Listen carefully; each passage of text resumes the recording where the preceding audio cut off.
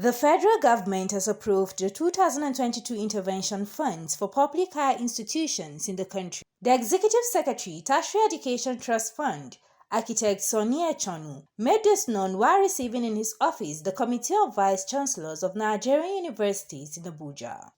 Echono indicated plans to meet with beneficiary institutions next week to highlight some of the proposed reforms recently approved for implementation. He assured the Vice Chancellors of the Fund's commitment to sustain the ongoing reforms in the sector, with increased emphasis on the content of its interventions, particularly in the areas of research, ICT, and reading culture through publication of books. Indeed, we believe that Nigeria has competitive and comparative advantage in ICT. And if we can develop our young men and women, and starting with the scholars who produce these young men and women in the ICT sector, we can. Currently, ICT is already the second largest contributor to our GDP.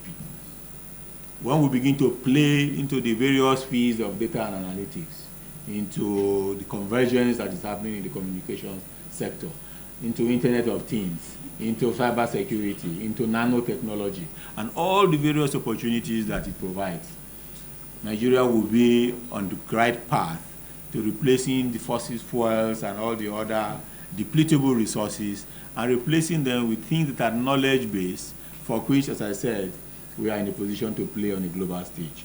Earlier, the chairman of the CVC, Prof Samuel Gowon, expressed confidence that Echono will continue the trajectories of the past leadership that will add value to higher education provisioning in the country. That you will continue with these trajectories and introduce new vistas that will add value to higher education provisioning technologies.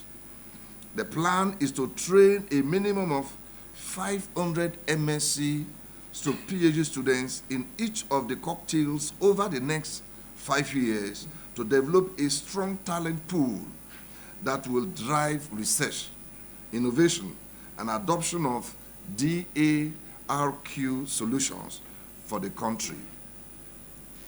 The CVC further called for more support of its homegrown plagiarism detection software, known as Eagle Scan, to be deployed to the nation's tertiary institutions. CNA News.